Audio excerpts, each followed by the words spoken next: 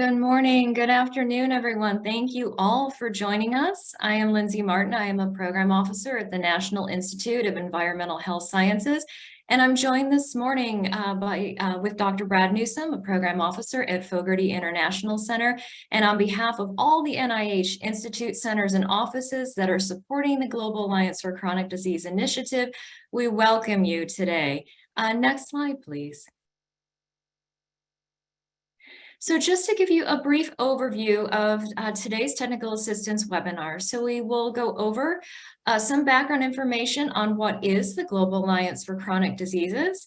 The current funding opportunity announcement will do a deep dive mechanistic overview. We'll provide scientific details and expectations, and then we want to be sure to leave enough time for your questions and answers. So please, you can utilize the chat feature and please put your questions in. So Brad and I will be looking to the chat for your questions throughout this webinar today. Next slide, please.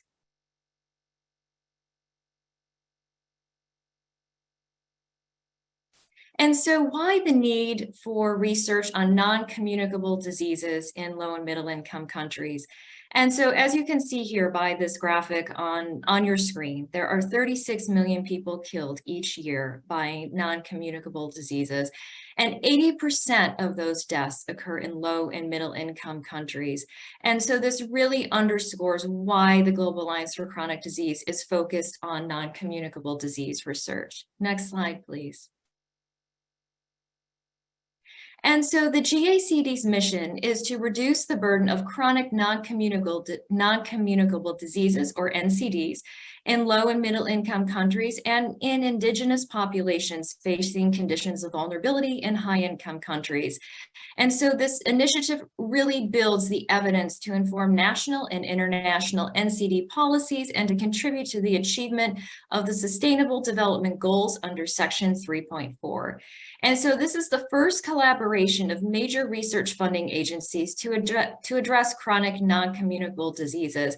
There are 15 members that are part of the GACD, and this alliance represents 80% of global public funding for health research. Next slide, please. As you can see here on your screen, there are several countries from across the world that are involved in this initiative, and the National Institutes of Health is proud to be one of the 15 members of this alliance. Next slide, please. And so looking at some of the past investments from the Global Alliance for Chronic Disease. So this is on investing in impactful implementation research from 2010 to present. So there was 22 million focused on hypertension, 27 million on diabetes, 60 million on lung diseases, 58 million on mental health, and $51 million focused on scale up. And so there is a total of 220 million US dollars on 110 projects supported by the GACD-wide funding through these 15 member organizations. And NIH supports 11 of these projects for approximately 40 million US dollars. And so the NIH has several institute centers and offices that are involved. So Fogarty International Center is our administrative lead for the GACD initiative. And we are also pleased to include National Heart, Lung, and Blood Institute, NCI, Mental Health, Aging, NIDA, Child Health and Human Development, NIMHD, Minority Health and Health Disparities, NIEHS, and the Center for Scientific Review. Next slide, please.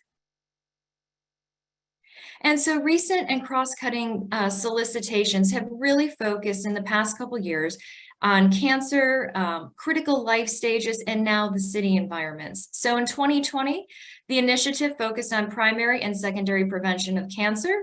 In 2022, our most recent call was focused on NCD prevention in adolescents, young adults, and other vulnerable stages across the life course. And so this particular initiative focused on addressing common NCD risk factors by adapting interventions that reduce health risk and or enhance positive health and lifestyle behaviors in young people and other vulnerable life stages, such as childhood and the elderly. This year in 2023, we are excited to announce that this funding opportunity focuses on interventions in city environments to reduce non-communicable disease risk. So this initiative focuses on implementation research, that is looking at individual or structural level interventions to reduce NCD risk and maximize health promoting potential of cities. Next slide, please. And so why the focus on cities? And so the reason for that is that half of the world's population currently lives in cities, and this number is projected to rise to 68% by 2050. As we have seen across the globe, recent climate change disasters such as major flooding events, fires, droughts, really highlight how cities are at the forefront of the climate change crisis. And there is this urgent need to equip local authorities and policymakers with strategies for maximizing the health promoting potential of cities while minimizing or reversing the environmental degradation and health inequities.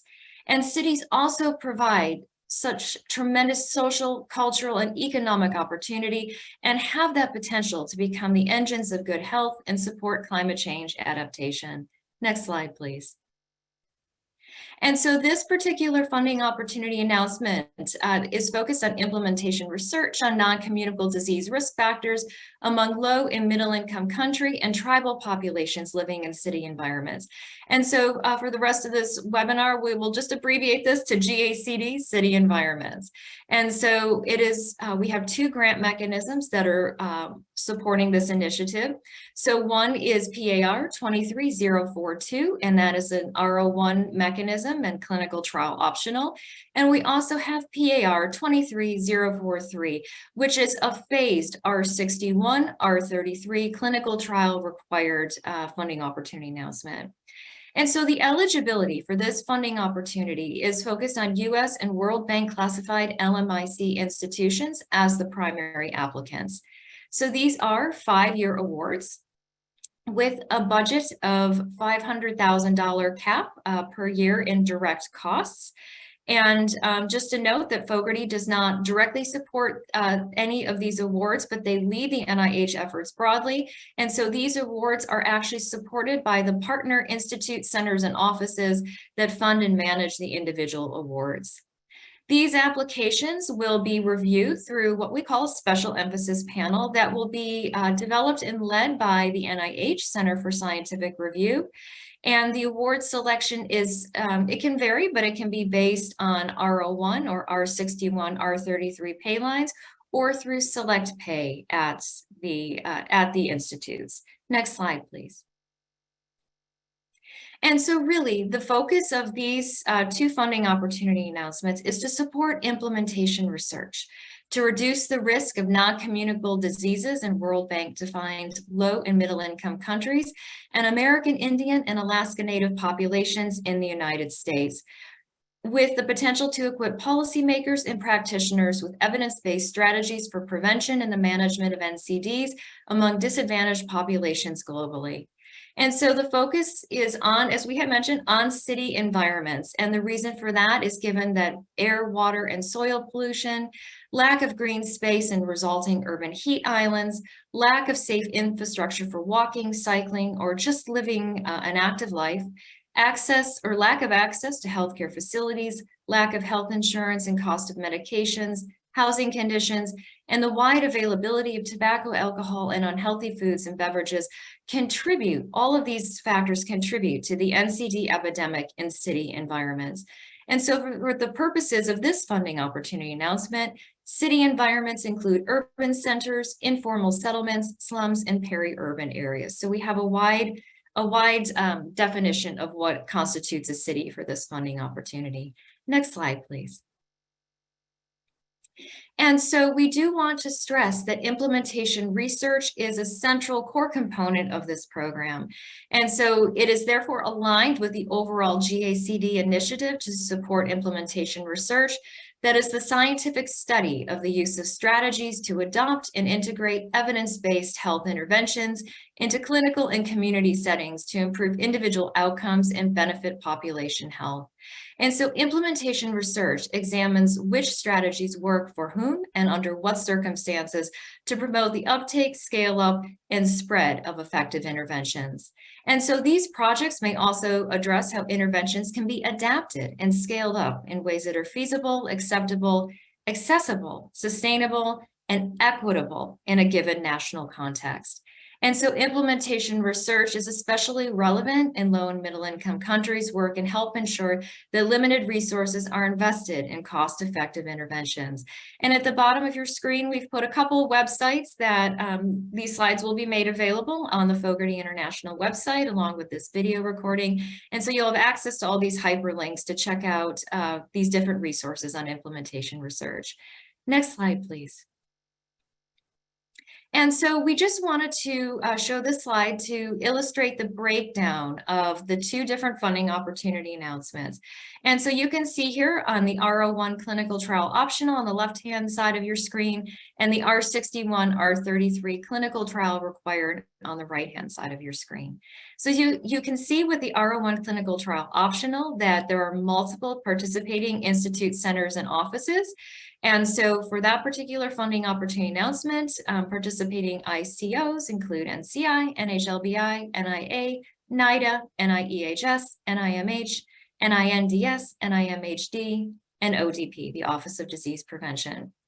For the R61, R33 clinical trial required, participating institutes are NHLBI, NIMH, and the Office of Disease Prevention. And so the main difference between these are that the R61, R33 is what we call a milestone-driven phased award. And so you have approximately 1 year of the R61 phase to allow for planning of the clinical trial. And so that also can then lead to potential transition to the R33 if these milestones are met, which is an additional 4 years to run the trial at approximately $50,000 a year direct costs. And so as you can see here, milestones are required for all years of the R61, R33, but those initial milestones in the R61 phase must be met before transitioning to the R33 phase. And so potential transition, is contingent on meeting those R61 milestones. And so we do encourage you to review this funding opportunity announcement very carefully to see what those particular milestones are. And so your R01 clinical trial optional is a 5-year award, $500,000 direct costs, and institute approval is required. So if you do have to exceed that $500,000 a year direct cost cap, please contact the scientific program contact at the end of the funding opportunity announcement to discuss over $500,000 requests. Those must be submitted at least 6 weeks before the grant application deadline. And so for this particular options, milestones are required for the clinical trial, but not for the clinical trial. And so as you can see, the main elements of the funding opportunity are the same for both, but the mechanism does vary slightly depending which institute you are applying to and if you are doing a clinical trial. And so all of these funding opportunity announcements, again, focus on, require LMIC institutional leadership or partnership, emphasize multidisciplinary projects, and must describe the population and life course approach, the evidence-based intervention that you are planning on scaling up in this project, what implementation research framework you're planning on using, how you plan to address health equity, a clear description of your implementation outcome measures and how those differ from your effectiveness measures, stakeholder and community engagement approaches, how you plan to build implementation research capacity among the project team, and equitable partnership and governance. And so next slide, please. And so just a few notes. If you are considering the R61, R33 transition or the phased award, and so some questions that you can ask yourself are the proposed transition milestones between the R61 and R33 phases well defined? And so do you have those quantifiable measures that can be used to assess the success of the R61 phase of the application? Do the milestones have specific quantifiable criteria that will enable clear decisions about their attainment? Is it clear how the R33 phase of the study will develop and expand once the R61 milestones are achieved? And given the potential benefits of the proposed research, do the milestones support the transition, and will the overall project advance the intervention or the tool that you are implementing? Next slide, please. And so one particular area of the funding opportunity announcement that we do want to point out is that we do have a section that's titled Non-Responsiveness Criteria. So this is in section 2, or this is in part 2, excuse me, section 1 under the funding opportunity description. And so we want to make sure that all applicants review the non-responsiveness criteria very carefully to ensure that your application aligns with the programmatic expectations. And so what you see here on the screen are some, but not all, of the responsiveness criteria. And so applications are reviewed for responsiveness when they do come in. And so we do want to make that note that applications that do fall under the non-responsive criteria may be withdrawn. And so some of these applications or some of these non-responsive criteria include those that are not focused on evidence-based interventions to reduce non-communicable disease risk factors. And so making sure in your application that you clearly describe the intervention and the NCD risk factors. Also, applications that will be withdrawn are those that do not focus on implementation research or hybrid effectiveness implementation studies. And so we do have, allow hybrid effectiveness research design, so your hybrid 2s, your hybrid 3s, and so we do welcome those along with the solid implementation research studies as well. And also applications may be withdrawn if they do not propose implementation research capacity building for LMIC and American Indian Alaska Native Tribal Nation researchers, and also applications that do not demonstrate equitable partnerships. So really making sure that those partnerships are well described. You have letters of support in your application. Next slide, please. And so we want to make a note that effective next week, NIH has our new data management and sharing policy. And so you see here several hyperlinks on your page, and you can use those to go over to our data management and sharing policy webpage that has sample data management and sharing plans that you can review. And so under this new policy, it is expected that you plan and budget for the managing and sharing of data, that you submit a data management plan for review when applying for funding, and that you comply with the approved data management plan. And so again, you can follow any of these links to our website for helpful information on data management and sharing. Again, that policy does go into effect next Wednesday, January 25th. Next slide, please. And so we also want to remind you of the NIH clinical trials policy. So PAR 23042 is an R01 clinical trial optional. And so please be sure to review carefully the NIH clinical trials policy. Misclassified applications may be withdrawn. So you can follow that hyperlink on your screen, and it will take you over to our clinical trials dissemination policy webpage.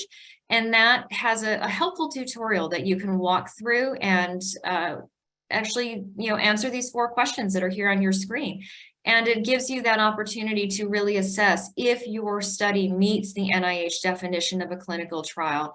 And so these questions include, does the study involve human participants? Are participants prospectively assigned to an intervention? So individuals to groups, and this can involve randomization, but not always, then you would answer yes for that question if you are assigning individuals to groups, if you're prospectively assigning them to the intervention.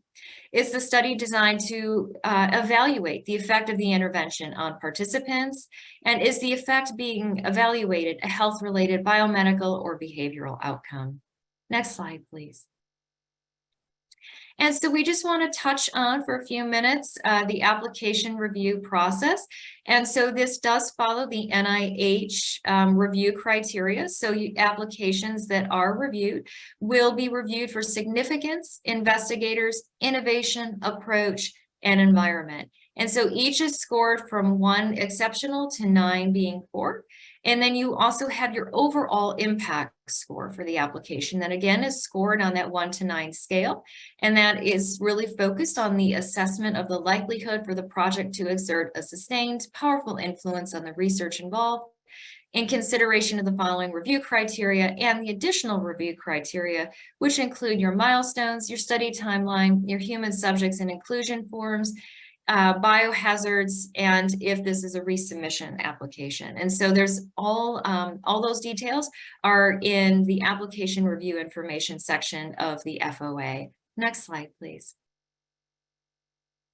And so now we would like to open it up to answer your questions. And so please use the chat feature to submit your questions. And you can see here the website on your screen. So this recording, as well as these slides, will be available on the website, and frequently asked questions as well. Next slide, please. And then we have our contact information there, so you can contact myself, Austin, and we would be happy to help answer any additional questions you have after today's webinar as well. And so please feel free to reach out to us and discuss your ideas. We're happy to help. And so at this point, do we want to take the slides down and then we can do Q&A?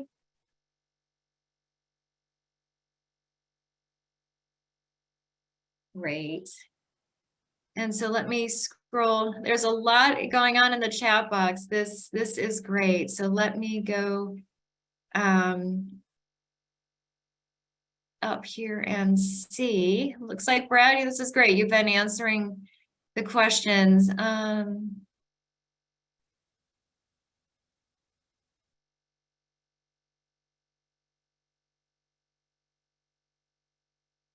Scroll down here.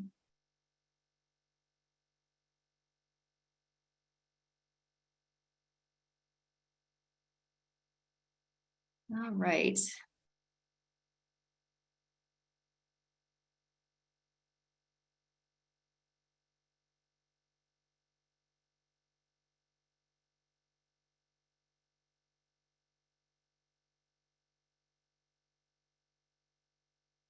So I'm just seeing where the questions.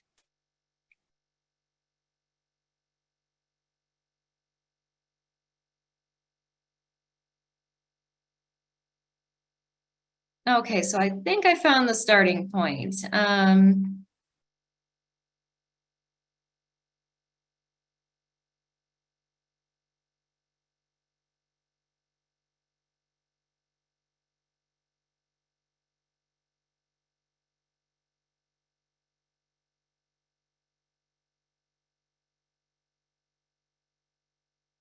So we do have one raised hand.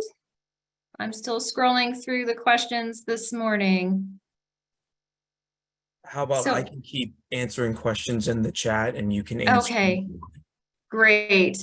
Thanks, Brad. So yeah, first question, so is it Vanush?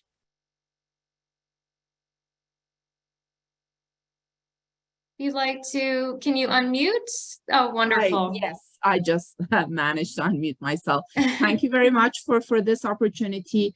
And I already asked these questions and Brad provided answer, but I have an further question, and that's to do with who actually is eligible to apply. We are a non-profit, non-governmental organization in Canada.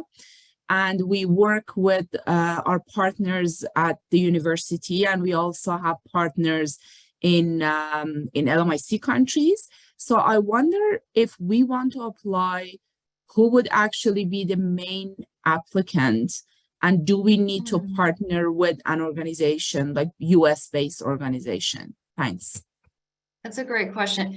So Brad, would you, in this case, in terms of like which institution would be the main submitting institution? Apologies for my sickness today, but hopefully you can hear me. So as a Canadian institution, you need to partner with someone in the US or in the LMIC country for primary application, for putting in the application. It's only accessible to investigators in the US and LMICs. You're still certainly able to apply with a team, but the application would have to be submitted through the US institution or the LMIC institution. Thanks, Brad. And either one is fine.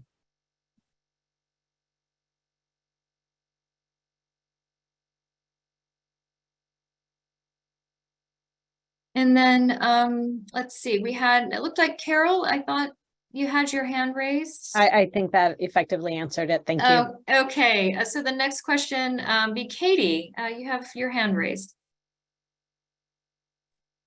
Hi, good morning. Can you all hear me? Yes. Thanks. I also come from another Canadian organization that has representation basically in 192 countries.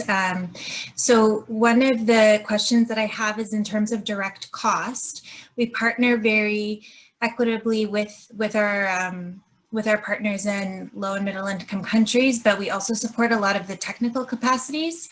So would the project direct costs cover our technical expertise that are supporting our partners in, for example, like South Asia or Southeast Asia? That I would, yeah, sorry to put you on the spot again, Brad, in terms of like the direct costs for. We can define direct costs pretty broadly. When it comes to technical work, what would that involve? Because we may want to have a call afterward to make sure, but we can cover quite a bit through direct costs, especially with these kinds of internationally focused grants. And could you just give me an example of what that would involve?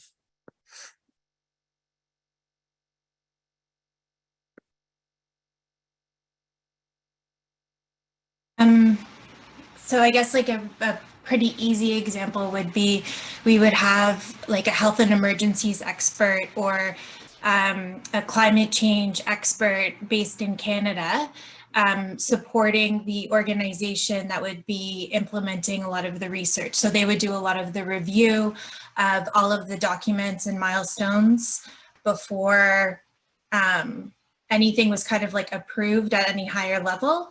And just maintaining the accountability, transparency, and basically like we act as a little bit of like a guarantor for our partners. So we can channel more funding from the Western world to them. So we'll provide them with like, it could be like project management, it could be financial, but yeah, so we provide our technical expertise to kind of boost their capacity to be able to implement. At the same time, obviously, typically cover that through their capacity. We typically cover that through indirect costs. But because of these awards, especially because the limited indirects to recipients outside of the US, if you do, there are provisions to utilize direct cost for that purpose because of the limited indirects. If you're applying through an LMIC, we want to go through it a little bit more closely with a call, but yes, you can do that. Okay, great. Thank you very much. And Katie, I popped into the chat. It's our link in our grants policy statement. So there's a lot of helpful information in there about what is allowed under direct costs, indirect costs. So that can be a helpful place to start. And then as Brad mentioned, happy to set up a call to discuss more. So Thomas, you have your hand raised. Yes, thank you very much for the opportunity to join your call. I'm a former postdoctoral fellow of the National Institute of Health. Oh, wonderful. And I work closely with the Fogarty International Center. And I'm from the University of Cape Coast, Ghana. And I want to ask if you want to submit a grant. Brand was saying that the primary submission point should be a university or an institute in America. Is that what he's saying? Secondly, Can you submit a grant for less than 5 years, as the program is for 5 years? Thank you.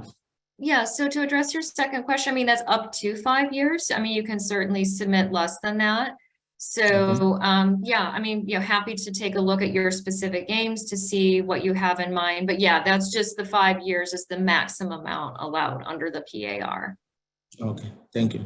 And then in terms of your other question on eligibility, and so could you just repeat that again in terms of, so I'm saying, we are from the low middle income country, so Ghana.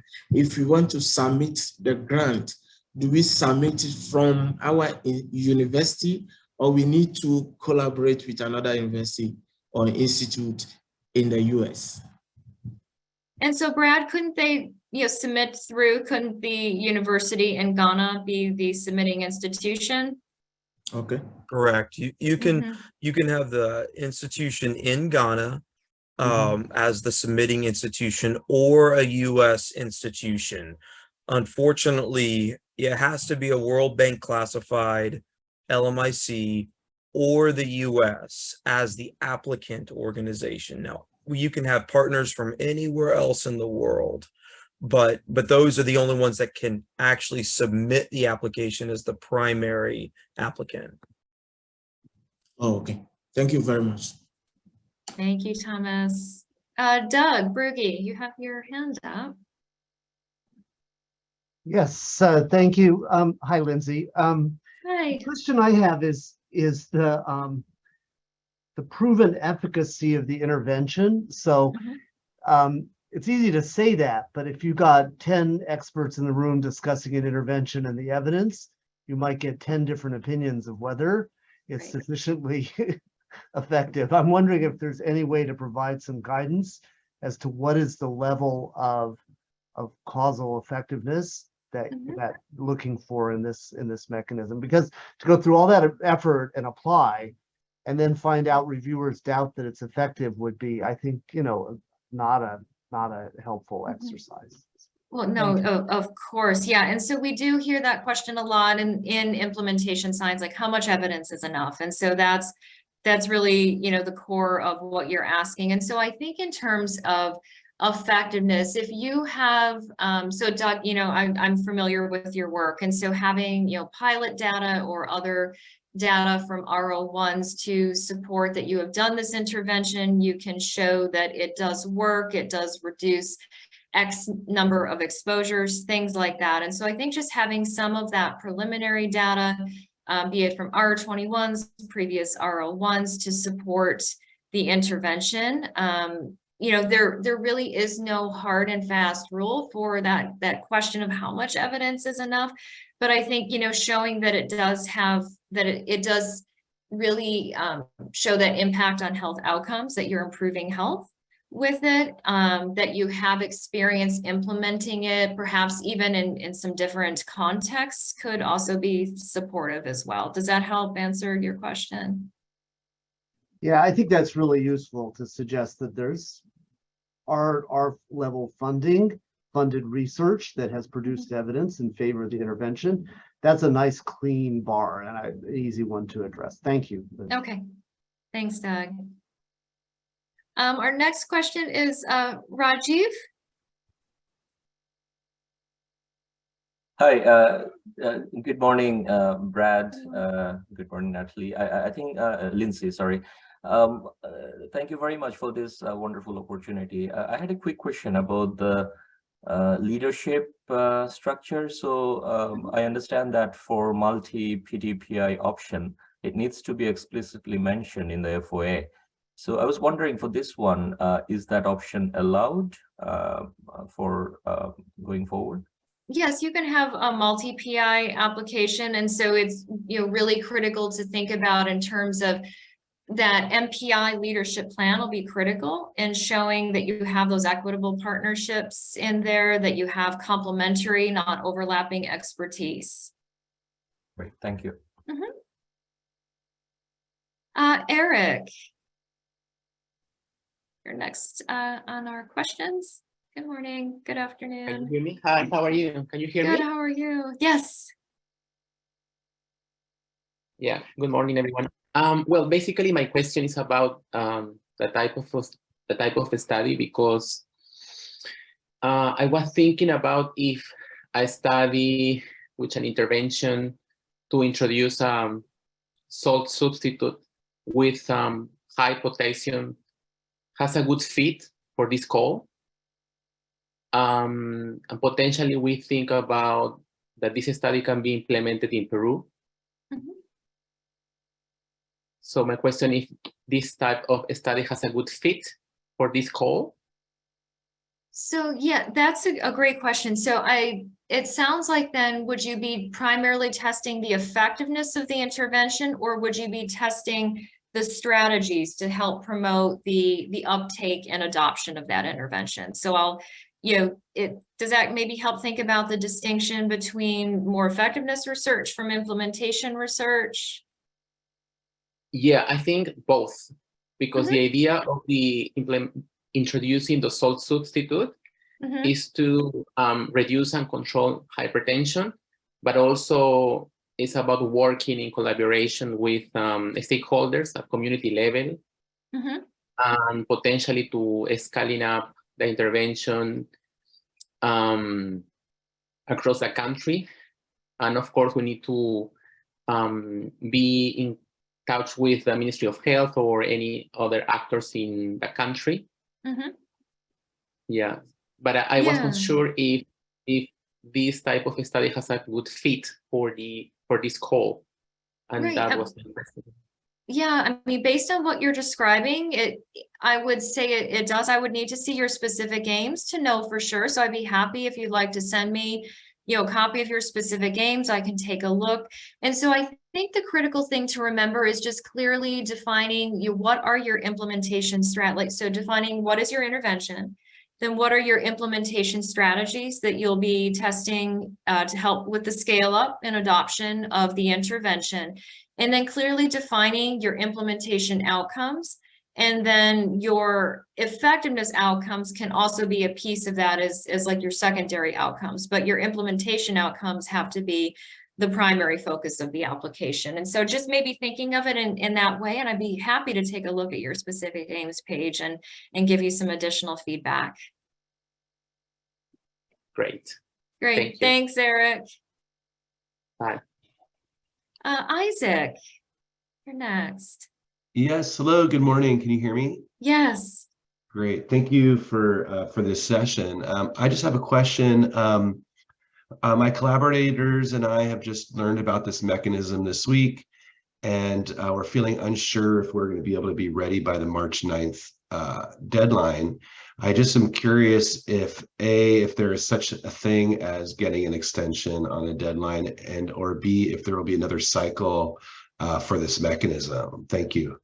Yeah, thanks, Isaac. So yeah, I mean, that's a wonderful question to ask. And so this particular call, that is the deadline, unfortunately, for that. But this initiative, the Global Alliance for Chronic Disease Initiative, there will be another call. It will be focused on multimorbidities. And so that will be coming after this call closes. And so keep an eye out for that announcement in the NIH Guide to Grants and Contracts. And so there should be some additional information coming later this year, but the focus on that will be on multimorbidities. Brad, is there anything else you'd like to add to that on the next call? Yeah, I wish that we had more receipt dates for this. We're wondering about that broadly with GACD, but because this is something as part of a really big effort around the world, we have more strategic timing so we align with the rest of GACD. That may change in the future, but currently these are just one receipt date per call. But again, for the multimorbidities call, that may certainly align with your efforts as well. Great, thank you. Am I allowed to ask one more question, or should I get back in line? Of course, one more question is great. Okay, thank you. Just briefly, if I do have if we are interested in running an intervention study, what is the, I didn't quite understand would there be any advantages to applying to the optional mechanism for clinical trials, or because clinical trials seem optional in the optional mechanism. If you have a clinical trial, is there any reason to apply within the optional track? So it really depends, like where you're, like what specific institute that you're thinking of having your application assigned to. And so NHLBI and NIMH are using the phased award for the clinical. So if you want to submit a clinical trial and have it assigned to NHLBI or NIMH, that's the mechanism that they're using for clinical trials. And so if you're interested in doing a clinical trial, but your application would be more targeted towards another institute, you would come in under the clinical trial optional R01, and then just be sure if it's, clinical trial meets those 4 questions that we discussed, that you make sure your application is marked as yes, clinical trial, and then fill out the forms for that. I see. Okay, thank you very much. So yeah, it just depends like where you're targeting your application in terms of assignments. Got it. Thank you. And then Lada, you're next. Good morning. Good morning. Lindsay, I have a question about almost the last slide you talk about the resubmission. Last year I submit already is a previous FOA, and I think the project that I want to implement is in Thailand and work in the US. And I got the feedback from reviewer, and the objective still aligned with this FOA. So I want to submit again. So can you clarify about the resubmission or something? Yes. So Brad, just to make sure, I mean, we can accept resubmissions on this particular PAR, correct? No, not actually resubmissions. Not resubmissions. You can take, Lada, you can take your application and tweak it and pull in the reviewer feedback from your prior application and make it appropriate for the city's call, but it's still going to be a new submission. The resubmission would be if we had another receipt date of the same funding opportunity, but because this is a new funding opportunity, you're still going to take all of that information, make your application better, make it appropriate for the city environment's call, and then submit as a new application. Thank you very much. Another question is about the pilot data. I know that Dax asked about it and you provide the answer, but I do R01 and R03 in the US. Yeah. But different context and different evidence base that I implement here in the US that I want to use in the Thailand, because it's I need to adapt, and that is more feasible to use in Thailand. So how much of the pilot data or preliminary data that I need for this one?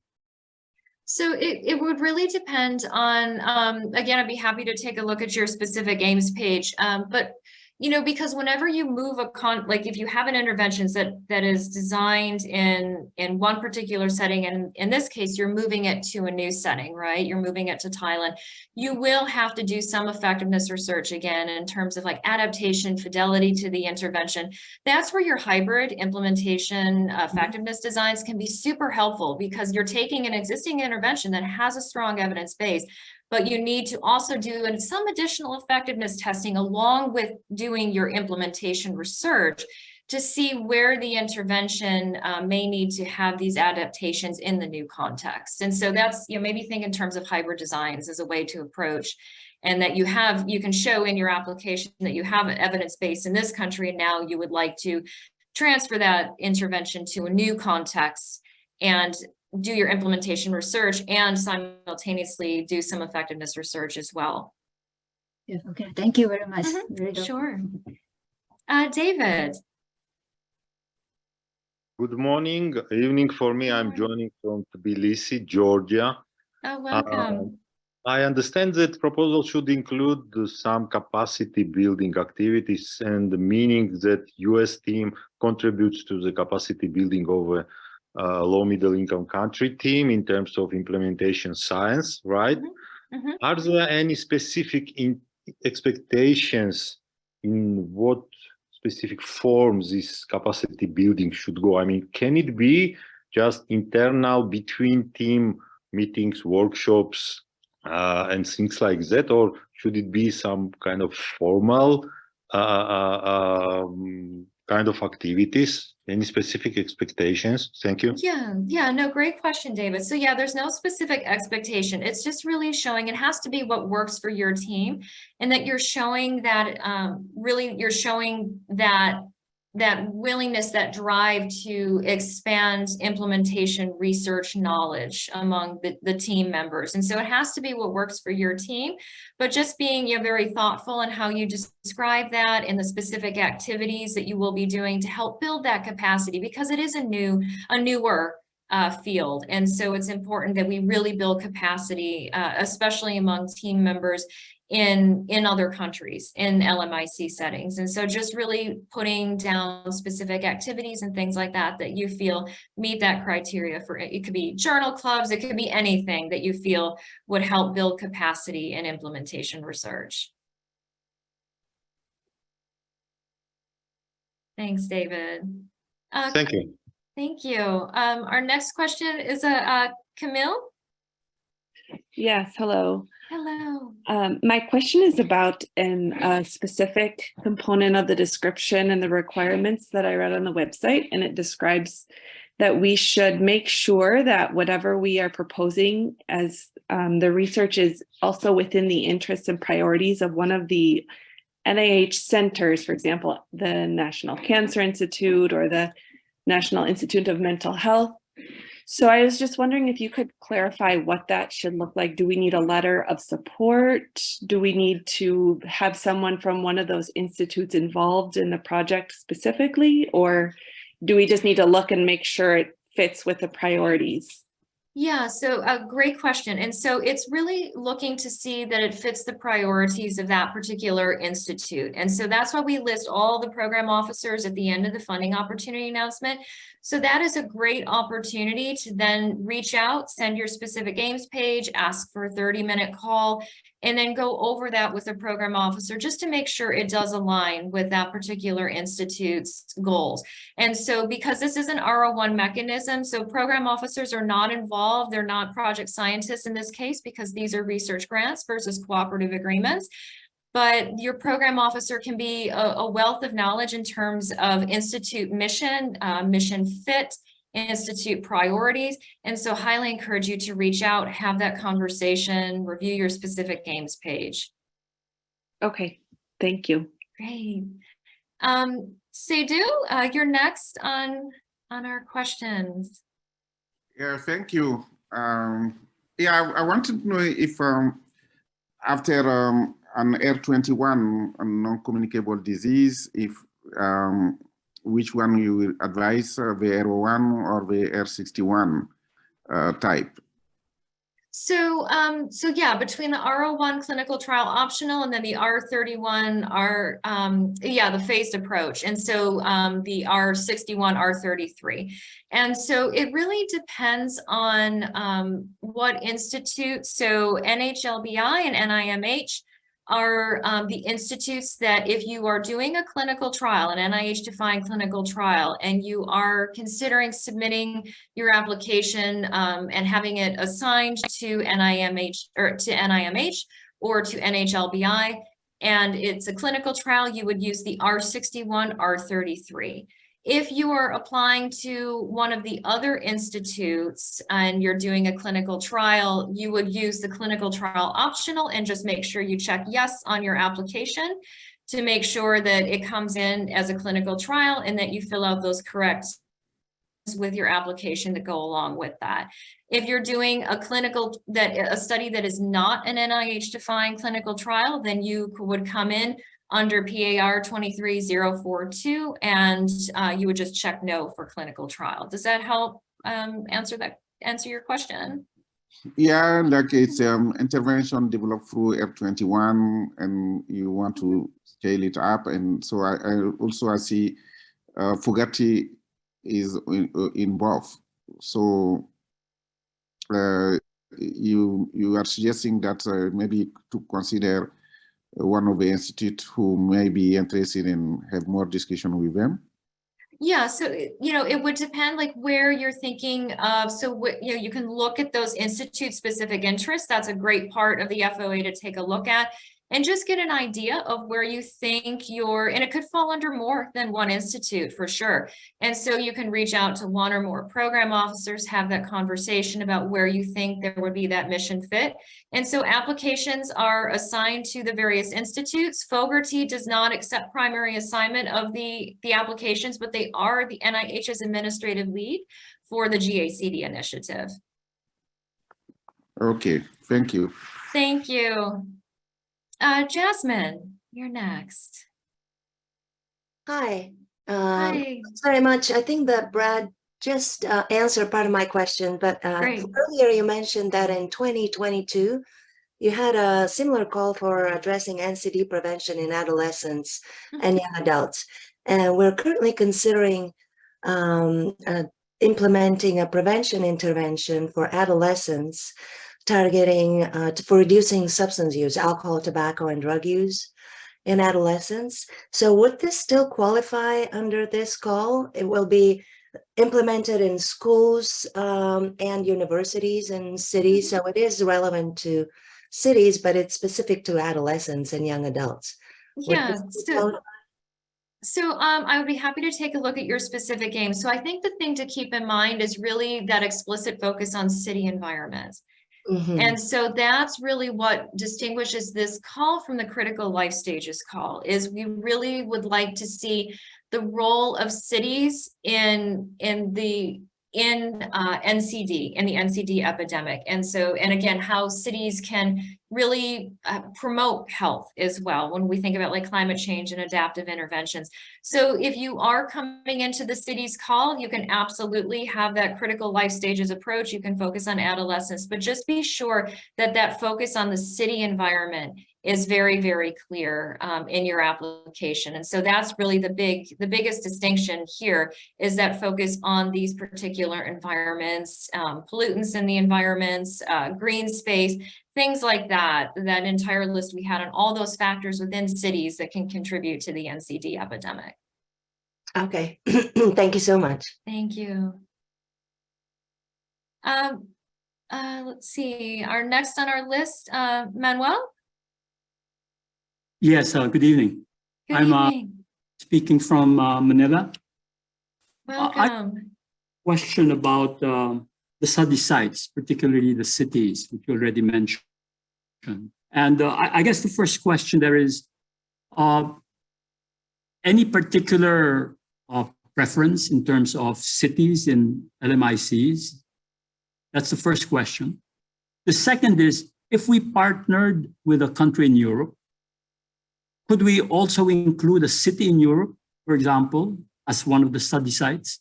So you'd have an LMIC city as well as a city in a developed country? So yeah, to go back to your first question, so yeah, there's no preference on particular city.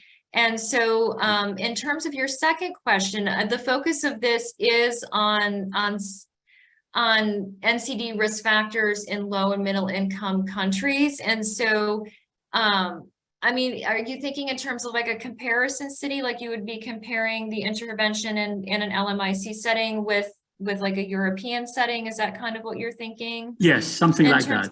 Yeah, I mean, I think, again, just to keep in mind, I'd be happy to take a look at your specific aims to see what you're thinking, but just making sure that that LMIC focus is very clear. And so that is what is distinct about the GACD call. It's always great, especially with implementation research, to see how interventions can move to different contexts in terms of their scale up and spread. And so I would need to see a little bit more detail, but I think if you can keep that the focus on NCD risk reduction in cities and in LMIC environments, I think that would be a critical piece. Thank you. Bertin, you're next on our Q&A. Yeah, can you hear me?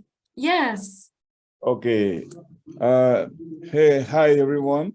Hello. My field of study is about AMR surveillance genomics.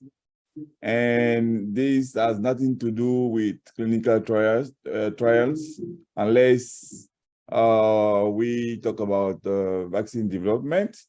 So what type of application best fits for those of us? Or do we need to partner with US institutions to best design our projects?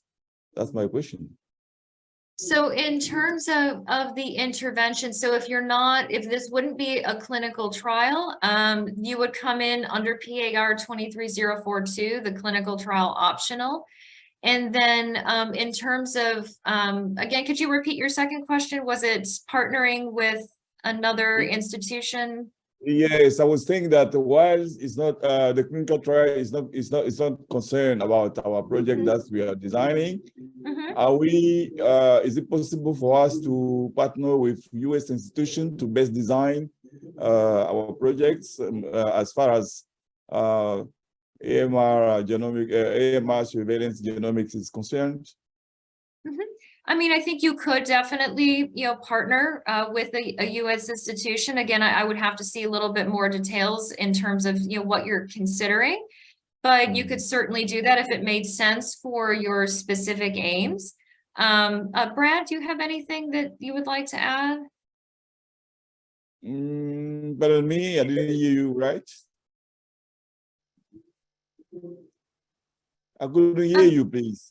Can you repeat the question? Sure, yeah. So I would think in terms of it, I would need to see a little bit more detail, but I think that would be fine based on what you're proposing. I would, again, it would have to make sense for the research that you're doing, if that partnership and also showing like that history of collaboration with that partner as well, I think is also something important, because that is something that reviewers will be looking at, is experience of the team and they're working together, their past history. So just some things to consider. Does that help answer that particular question in terms of partnering with a U.S. institution?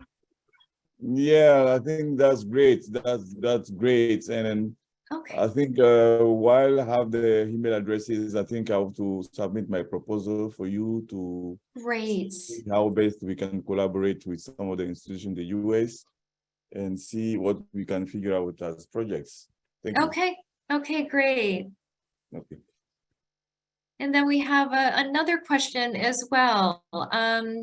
Supriya?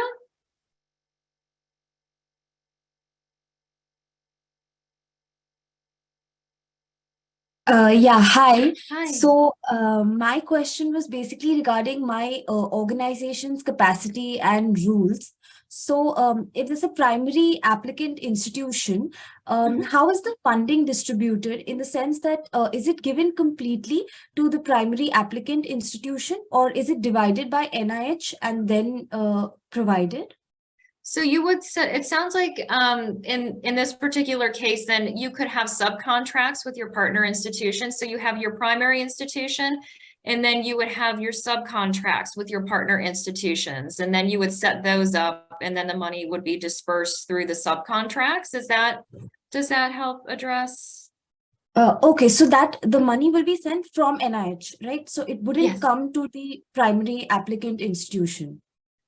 So it would come to, yeah, I mean, I think Brad will loop you into this as well. I think, based on what you're describing, then you have your primary applicant institution that would be the recipient of the funds and also responsible for submitting the progress reports to NIH. And then the primary institution then disperses the funds to your subcontracts that you have with your partner institutions.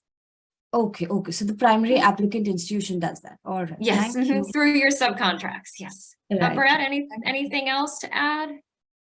No, that's exactly it. I know that this gets a little confusing sometimes because some institutions around the world, there's money is sent from NIH to that institution, and then there are large fees to send it back to other partner institutions.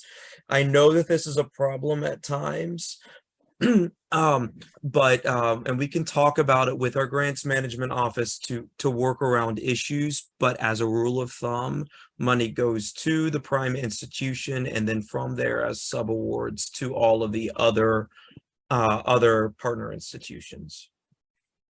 Thank you so much. Thank you. Camille? Yes, thanks for taking another question. Of course. When I was reviewing the budget guidelines, I had a question about restrictions on funding for built environment modifications, in our case specifically home modifications. Does the funding cover that if that's the intervention we want to study or scale up, or do we have to find ways to cover those costs elsewhere? So yeah, that's there is a lot, like in that link that I had put in the chat in terms of direct costs. So I think like my suggestion would also be for you to reach out to your Office of Sponsored Programs, and they are really like your go-to in terms of what are allowable costs within NIH budget. So we do have some restrictions in terms of, I do realize that, especially with built environment interventions, that there can be those restrictions. And so what I would do in this particular instance is reach out to your Office of Sponsored Programs. We also have, and I believe, Brad, do we also have grants management contacts in the PAR as well for the different institutes that applicants can reach out to as well? We do, and that is Great. really important. And as much as people look at NIH as functioning as one institution, we all sort of interpret criteria a little bit differently. So based on the institution that you, the partner institution on the funding opportunity that you would be interested in applying to, it is important to reach out to that grants management. Now, when we talk about the built environment, we're talking often like very, very, or, infrastructure development, very expensive infrastructure that would eat through the entire budget. Now, if you wanted to put filters in a house and look at the improvement in, because it's proven to improve adolescent asthma, that is allowed. But if you're trying to make a biking path for the community, that would not be allowed. Does that make sense? But it's still important to talk with the grants management official to make sure that what you're and the program officer to make sure that what you're thinking is going to be allowable under direct costs. Yeah. Okay. So, I understand what you're saying. I think like smaller home modifications in our case might be permittable, but because it's not like the huge large scale infrastructure. Correct. And you're saying I should reach out to the Office of Sponsored Programs? Yeah, like within your own institution that handles grants and grant budgets, and they can be a wealth of information in terms of interpreting NIH direct costs and indirect costs. And then also, as Brad had mentioned, reaching out to the grants management officer in the particular institute you're thinking of applying to. And so reaching out to both the grants management officer and the program officer, so copying both on the message and asking some of those questions about direct costs, because like Brad said, large scale infrastructure changes or like greening interventions and things like that can fall outside of what is allowable with NIH direct costs. Yeah, but your grants, your own Office of Sponsored Programs at your institution can be a wealth of knowledge, as well as the grants management specialists. Okay, and so if I'm looking at, for example, mental health outcomes, and I would go to the National Institute of Mental Health to get that information. Okay, great. Thank you. Just wanted to get all that clarified. Thank you. Sure. Laura, you're next. Hiya, yeah, thanks for all the discussion, especially Camille, you've asked a couple of questions that I was going to ask, so that was handy.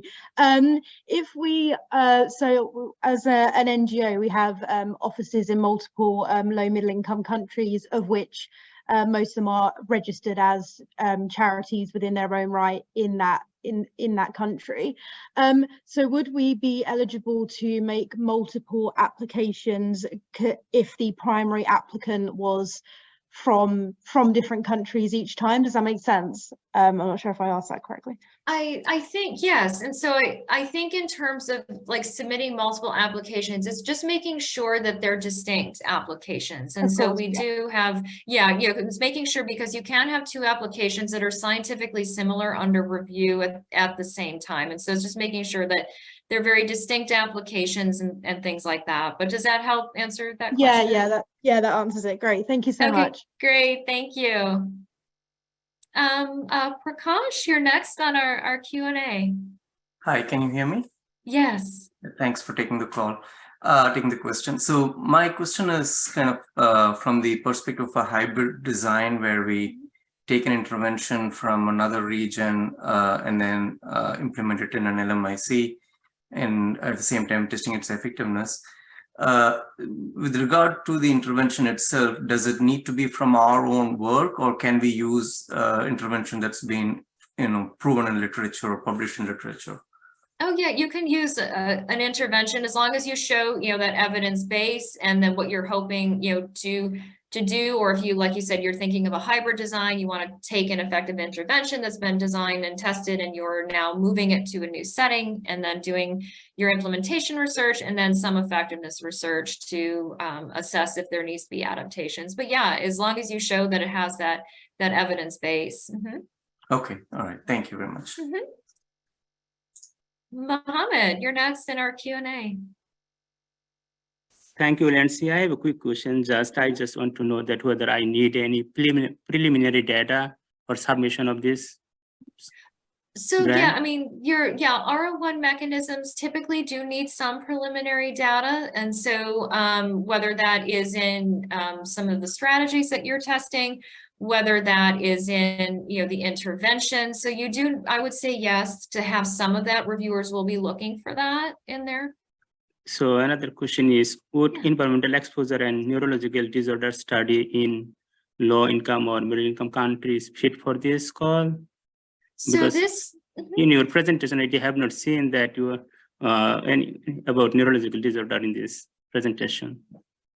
So yeah, you mentioned environmental exposures as well. And so, I mean, that it was just making sure that you are doing implementation research within the context of the funding opportunity announcement. Again, I'd be happy to take a look at your specific aims, but if you're falling more on the side of effectiveness, or you're doing more like observational, you're doing like pure epidemiology studies, that wouldn't be the best fit for this funding call, since this is focused on testing implementation strategies to promote uptake and scale up of an effective intervention. Okay, thank you. Of course. So great questions, everyone. So let's see, looks like we have had a robust chat conversation going on as well. See if there is anything in the chat.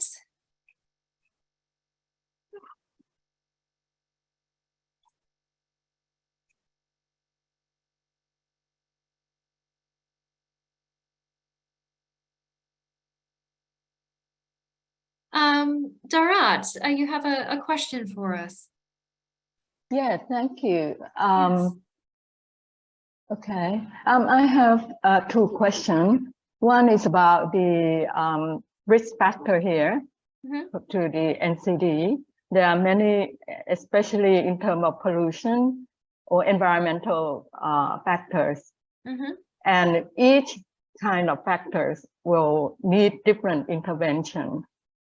So we can choose a city and then have a kind of a, well, we have program, but we have sub-project under the program with different kind of factors, something like that.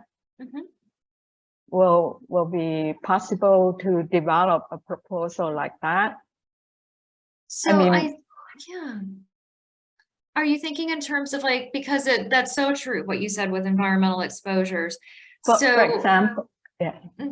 Yeah, are you thinking like a multi-level intervention to where you would be, addressing or targeting some different NCD risk factors? Is that what you're thinking? Yes. Yeah, because you know NCD many kind of NCD, maybe heart, liver, lung, and each kind of NCD will, I mean, the risk factor will be different. I mean, they are different from the environmental, like lung disease can cause from the air pollution. So the intervention for that kind of to deal with the prevention of the lung cancer or disease, then you need specific anti-pollution, air pollution intervention, right? Right. So I just wonder, we can choose a specific city and then have a different aspect of intervention due to the risk factor, right? Yeah, I mean, it sounds like instead of one or only one program, but we have separate section in there. Yeah, no, I mean, to me, I'd be happy to take a look at your specific aims, but yeah, what you're describing where you would be focused on one city environment, but looking at several different NCD risk factors within that environment. So it sounds like you would have like an intervention package then. So you would have like multiple interventions targeting different, certainly. I think we can observe in one city with the same sample or same observation. I mean, so that will make it clearer in terms of, you know, identify the intervention policy or measure in there. So it's possible, right? Based on what you're describing now, it does sound like that could be a very interesting approach. You know, I'd be happy to take a look at your specific aims page. You know, again, it's just, you know, the focus is, yes, we have the intervention, but also think about like, what would the implementation strategies be, or multiple strategies that you would need to help support the uptake of that intervention as well. But yeah, I'd be certainly happy to take a look at your aims, and it sounds like a very interesting approach. Yes, thank you. Thank you. Nayanjit, you're next in our Q&A.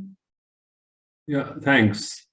I have two questions. One is, we have a school-based, city-based intervention where we are doing a multi-dimensional and multi-level experiment with students, teachers, and school admin to increase awareness about 5 SDG goals, which is goal 2, 3, 6, 12, and 13, basically nutrition, health, and environment. So we have some good clinical, good initial results. Now we are considering to scale up in, large scale, both in the same city as well as multiple cities. Will that be eligible for this grant? And then I have another question. Yeah, I mean, that sounds like it. Again, it's just making sure that the city piece is forefront. And so again, like the role of cities and leading to NCD risk. So just kind of highlighting that. I know you said it's a school-based intervention, so just making sure in how you frame the study that you really draw out like the role of the city in that. So that would be one suggestion. Okay. The second question is, we have a rural intervention that we have done in multiple districts. It's a kind of a multi-component program where we have community empowerment, we have providers capacity building and appropriate technology to bridge the gaps in access to care. But we have good clinical data as well as overall quality mixed method data. But this is rural. We will now take it to the city level because the problems of NCDs are actually much larger in particularly urban poor clusters. So can we try that as part of this application? Yeah, that does sound like, because the intervention was designed in rural settings and now you're moving it to the urban, to the city settings. So that certainly does sound, again, you're just making sure that that city piece is forefront. It certainly does sound like it is, because this was an intervention designed in one context. And again, you're moving it now to the city context. So again, I'd be happy to, just take a look at your specific aims page, but that certainly sounds like it would be responsive to the call. And can one institution apply for both? Like 2 applications? Yeah, as long as, again, going back to that, making sure they're scientifically distinct applications. So making that very clear. Thank you so much. Thank you. Sure. Ahad, you're next in our Q&A. Hey, Lindsay. Thanks for the Hey. opportunity to ask questions. So my first question is, since you mentioned some preliminary data is needed, are there any requirements for that data? For example, is it okay if that data covers part of the region that we're including, or does it have to cover the whole thing? So I think it's just important to think about, you know, is it really showing, like, if you're, so you have your intervention, and so you can be showing like some you know, preliminary data for that. And so the preliminary data can be helpful in terms of showing a feasibility of the intervention. So just things like that to keep in mind. But yeah, preliminary data is something that is helpful. You know, it'll really depend like how much and what it focuses on, depending on like the specific aims of your study and the research questions that you're asking. So just some things to keep in mind in terms of what reviewers may be looking for in terms of that. Okay, sounds good. And my other question is it like, who's the best person to email if I have multiple ideas and would like to narrow that down? If it's okay even to reach out and ask. Just start with Brad and I in the beginning, and then, you know, if you have multiple ideas, and we can help filter down and then refer you to the right institute where we think it might be a good fit. Okay, perfect. Thank you. Great, thank you. Maureen, you're next in our Q&A.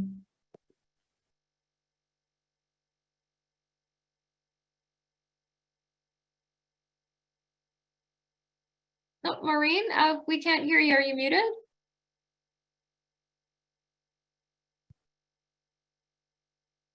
Yes, can you hear me now? Yes, we can hear Okay. you. Yes, I'm sorry about that. Oh, no worries.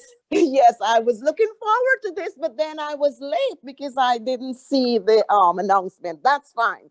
But what I have it's a question. recorded. Yeah, I have a question because I'm really, really interested in this. I'm originally from Guyana, South America, and I live in the United States. I'm a professor at South Carolina State University. I did receive an NIH grant years ago, $7 million, and looking at obesity and non-communicable diseases. And so we are working with the University of Guyana and the Guyana government presently on intervention solving these problems, you know, with the communicable diseases, non-communicable diseases. So what I would like to know, I want to write a grant. We would write it here. We have relationships with Clemson University and, like I said, University of Guyana and other institutions. So how would that work with us in terms of budget? Because we have the expertise here, right, in the US to help our counterparts in Guyana, and they're like the seat of the Caribbean in terms of producing foods and so on and so forth. And so doing an intervention, doing a project there will help all of the Caribbean, and you know, it would be really beneficial. But I would like to know how it would work with reference to budgets, the budget for Guyana and the budget for us here in the US. In terms of, so you know, this may go back. So we did have a question earlier in terms of like, you could be the, so your university then would be the submitting institution, and then your partners would then be subcontracts or subawards. Is that what this in terms of the structure of your budget? That was what I wanted to know. Now, is it so if we will be the submitting, what about is it any advantage or disadvantage for them, the international country being the ones that's submitting? And so yeah, I mean, they can be the ones. So they, you know, foreign institutions, foreign components are for this funding opportunity announcement. So they can be the submitting institution. and then you could then be, subcontract through that. Is that what you're? Yeah, that's what, Okay. because I want it to be submitted in a way where it would be beneficial, which would be the Exactly. Yes. best way. So who could I contact? Do you, after this, because I have our objectives, most of it is written up, but I still Oh, want to wonderful. verify. Yeah, so I would take a look at so we have all the Institute's specific interests at the end of the funding opportunity announcement. So take a look at all of those and then see if there's one or two institutes that maybe seem to be a good fit for what you're proposing. And so you said this will be an obesity intervention Well, that you're no, it's no? diabetes. Diabetes, okay. Yes, diabetes.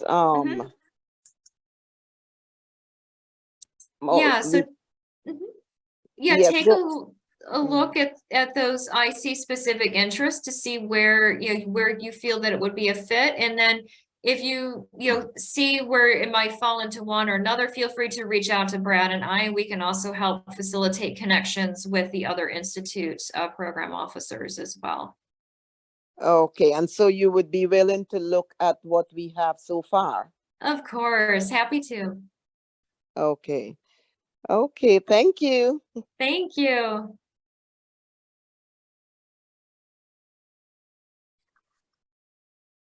Well, thank you, everyone. Lots of great questions. And so it looks like some more going on in the chat. So any last questions that we have? So we're coming close to our time this morning.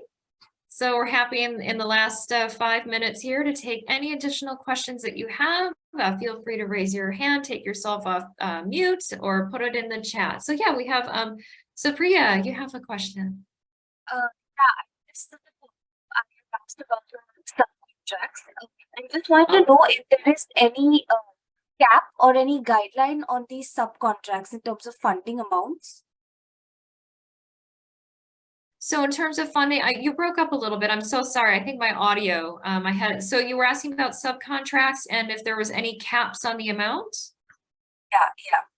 So we do, in terms of overall direct costs, we do have the $500,000 cap on total direct costs. So that includes your subcontracts.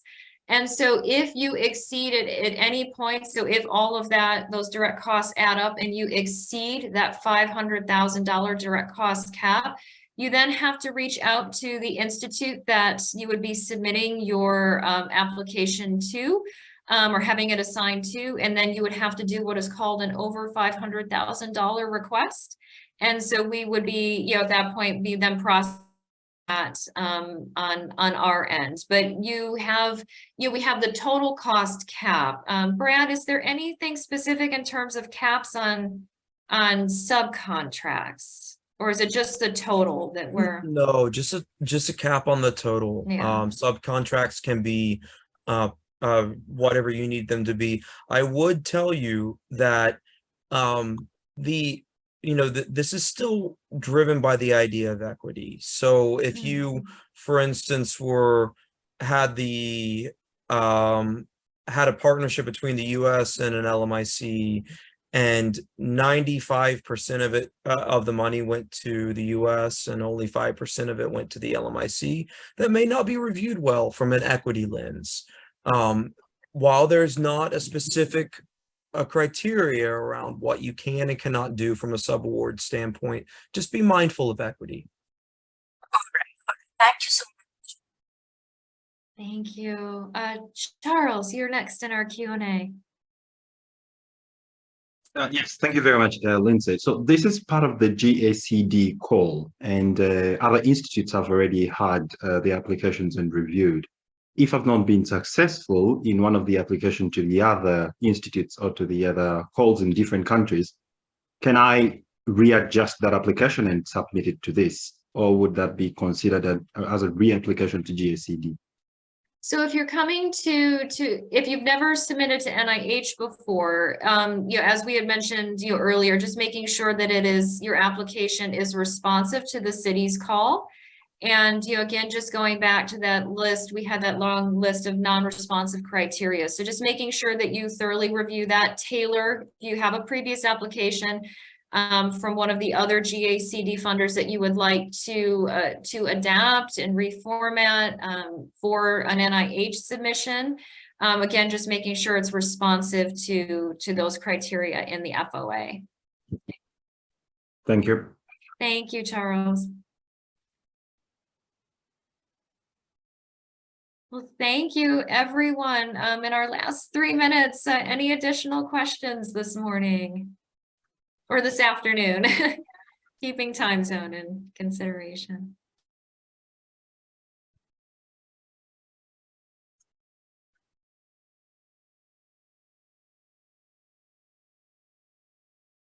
All right. Well, thank you all. Just again, a reminder that this recording, the slides, and frequently asked questions will be posted on the Fogarty International GACD website. So we highly encourage you to check that out. Please feel free to reach out to Brad, Austin, and myself with any additional questions that you have. We're here to help and help facilitate any questions that you have. And thank you all for joining us this morning, this afternoon, this evening. It was a pleasure talking with all of you. We're very excited about the initiative this year. Thank you, everyone.